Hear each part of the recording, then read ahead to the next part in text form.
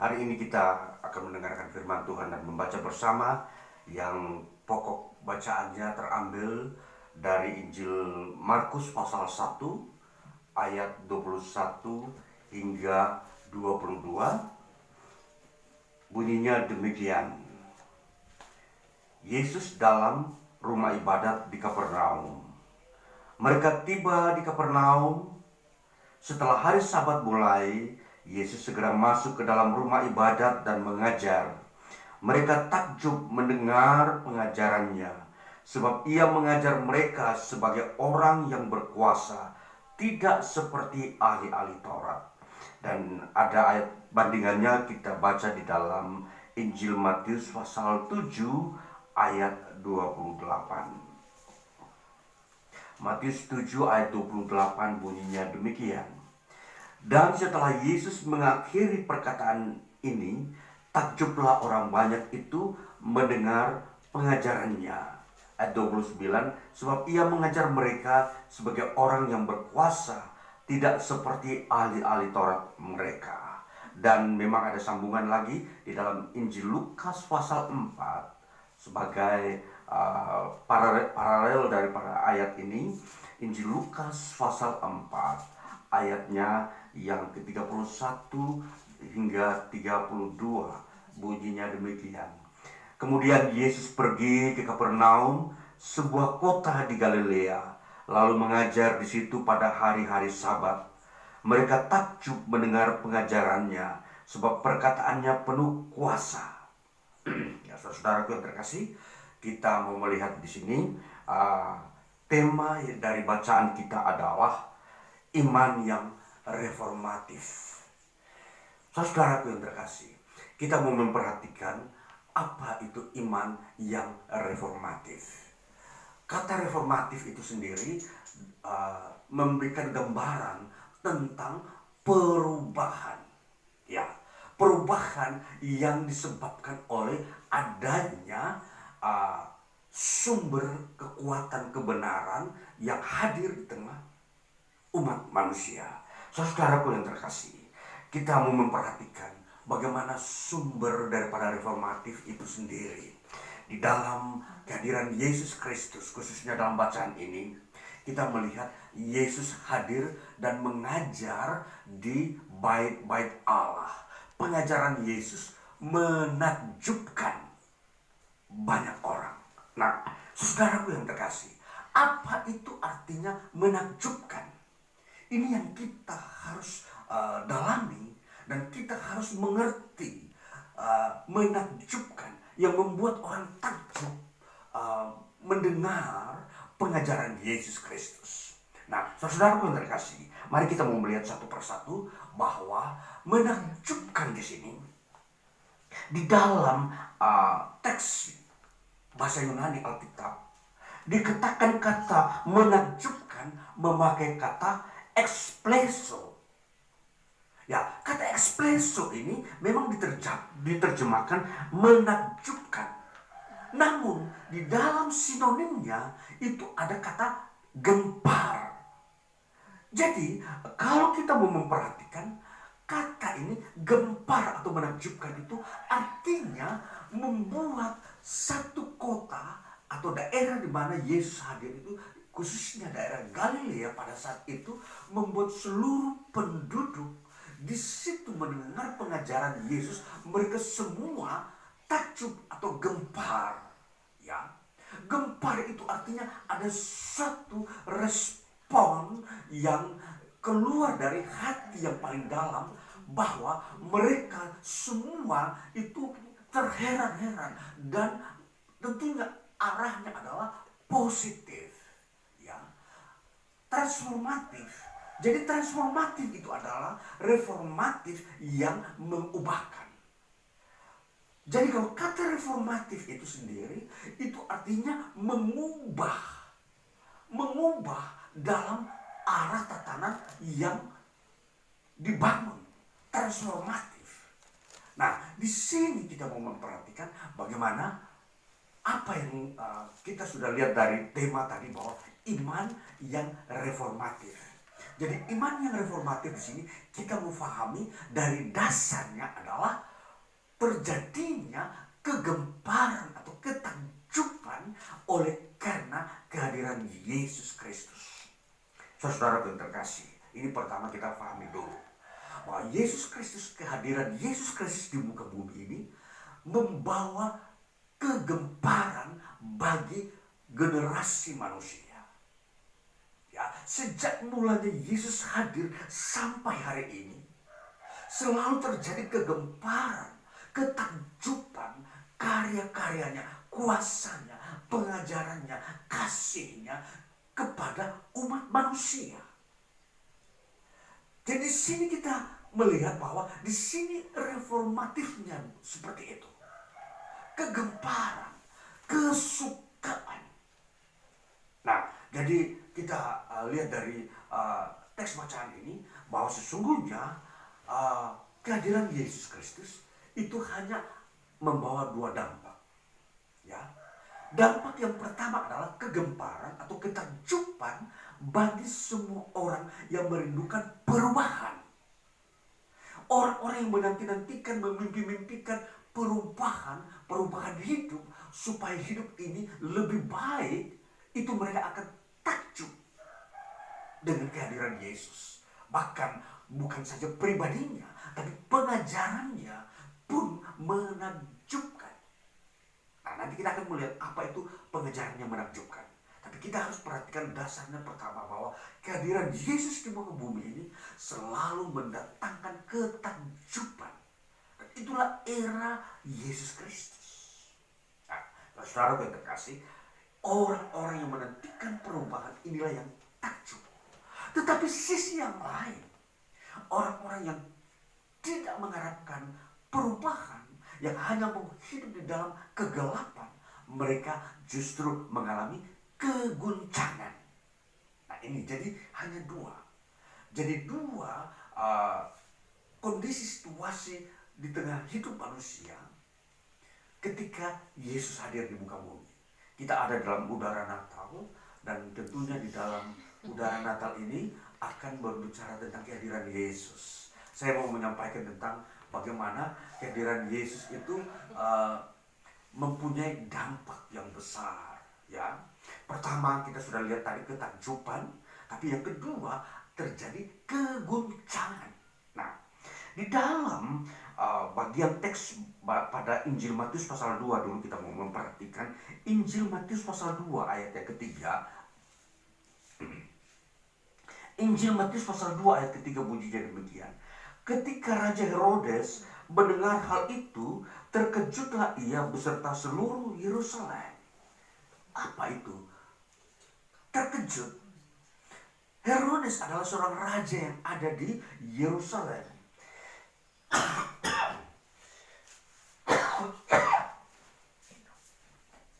Dia terkejut mendengar berita tentang kelahiran Yesus yang adalah dinubuatkan sebagai seorang raja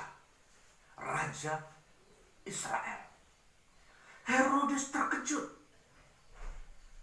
Kata terkejut di dalam teks Yunani pun memakai kata ederakte, atau dalam presentasinya dipakai kata taraso. Taraso itu kalau diterjemahkan itu menggelisahkan atau terguncang. Jadi Herodes itu gelisah atau terguncang dengan kehadiran Yesus, kelahiran Yesus yang difahami oleh orang Israel sebagai seorang raja. Nah, jadi ini kehadiran Yesus di muka bumi ini dalam seluruh konteks kehidupan pribadinya, mulai dari bayi sampai Yesus mati di kayu salib, selalu membawa dampak dua hal ini, dua dampak, yaitu menakjubkan dan mengguncangkan. Saudara perhatikan. Jadi irama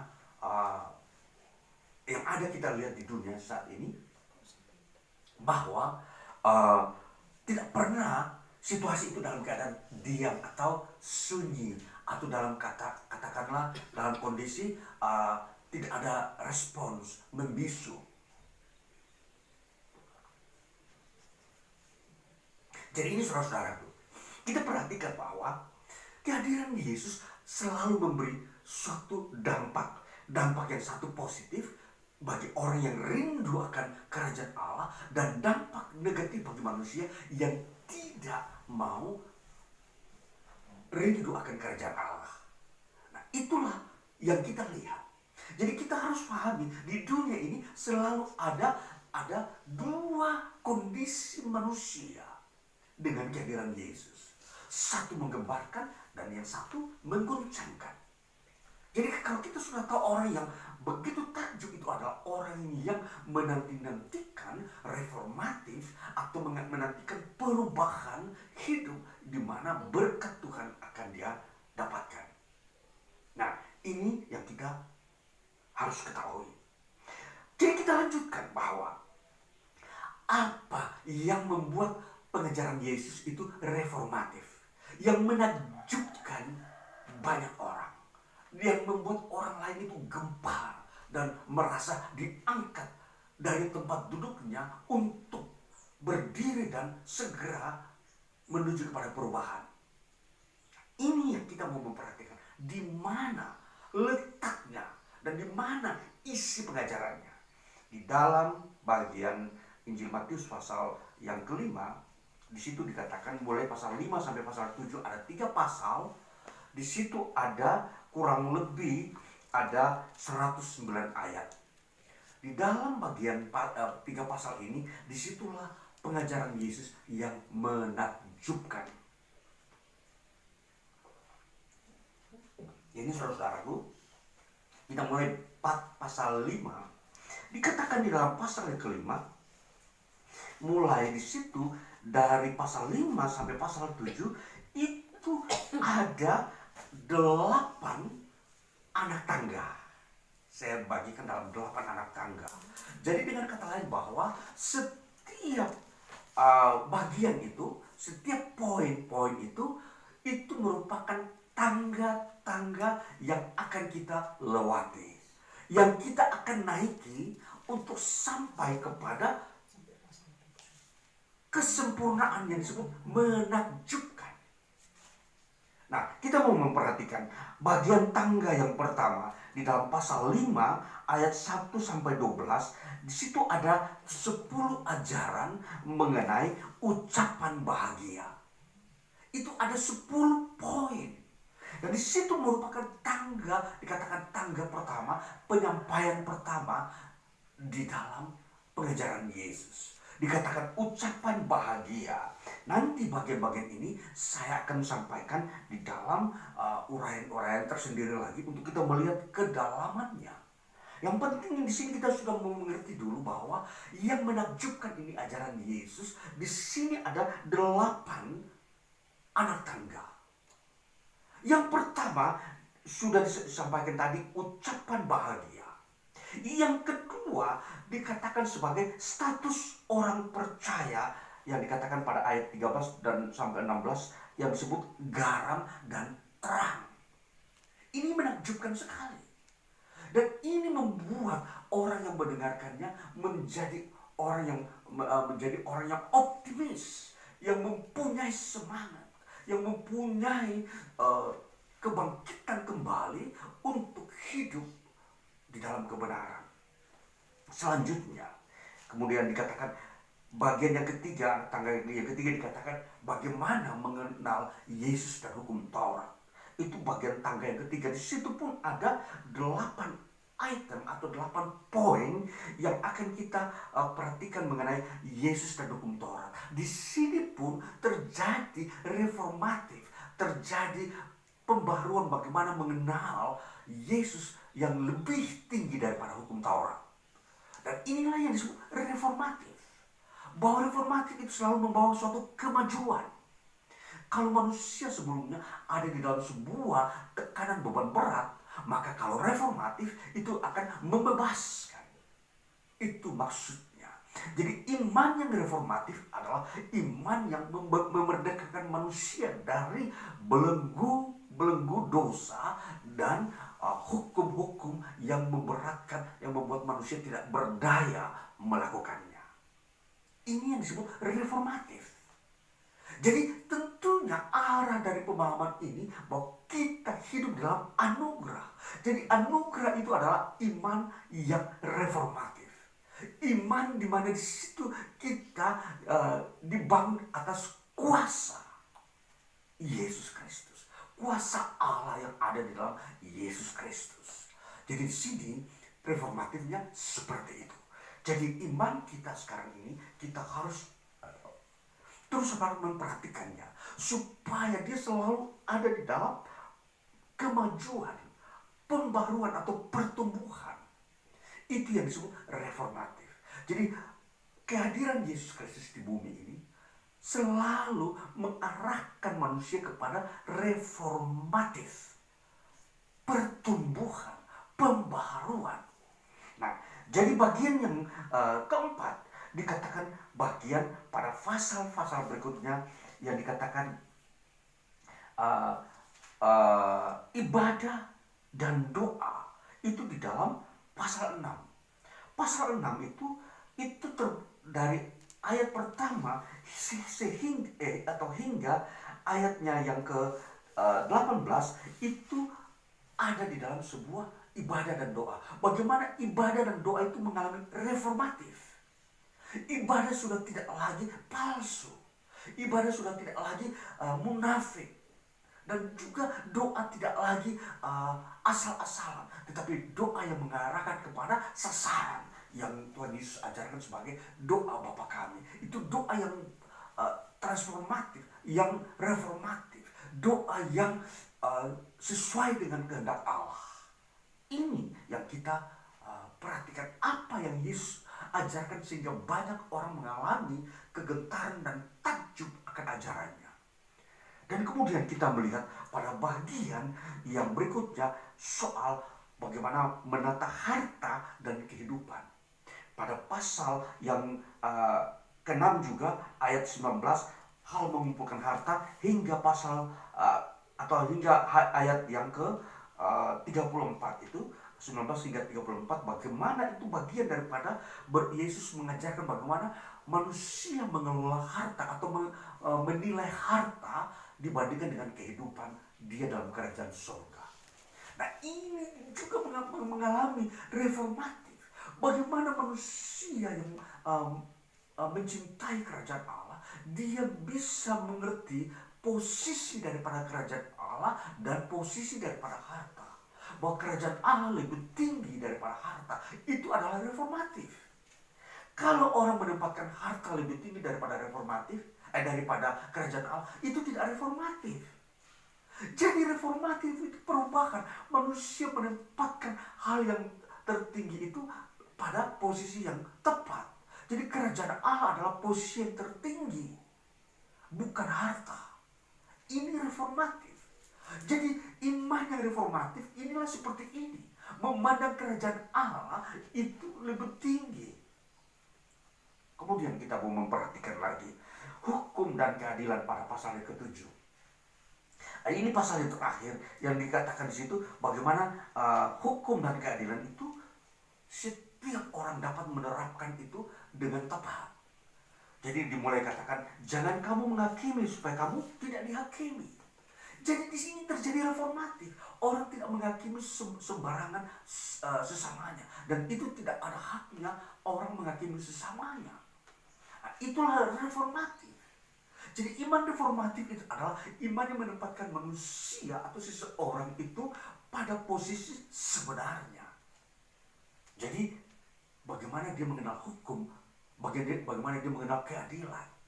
Itu reformatif. Jadi hukum dan keadilan itu menjadi bagian di dalam reformatif.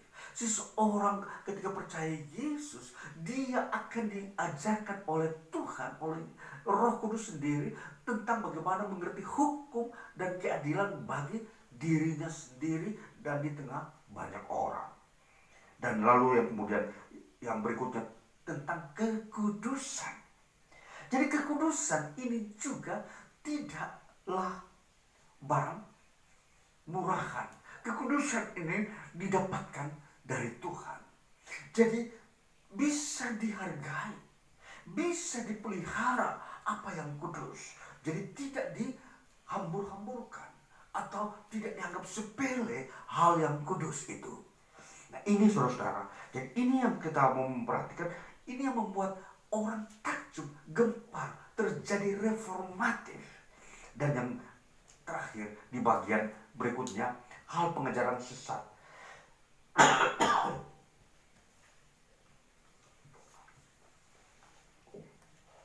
Yaitu bagaimana mengenal karakter pengajaran sesat.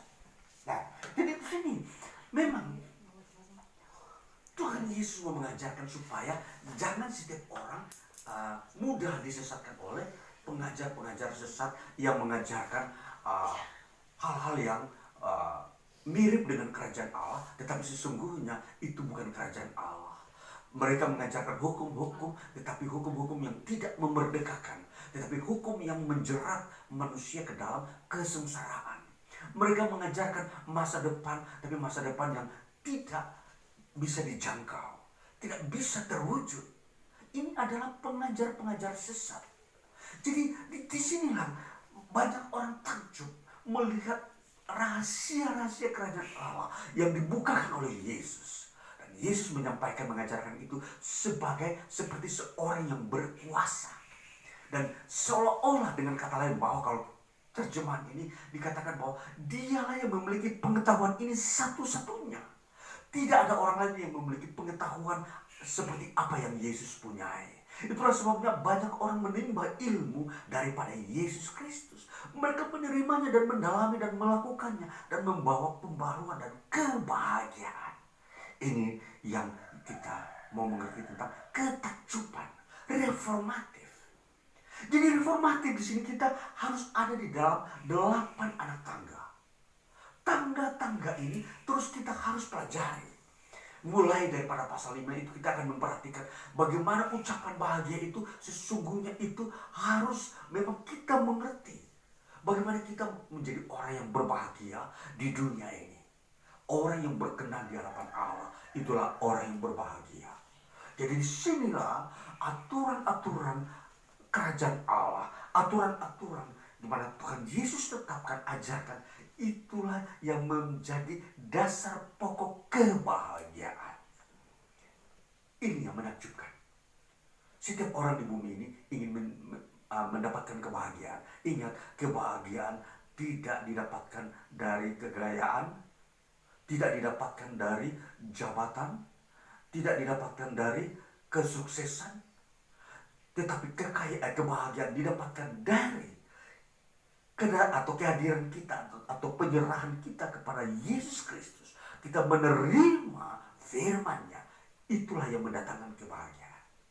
Saudaraku yang terkasih, ini kunci-kunci kehidupan iman yang reformatif.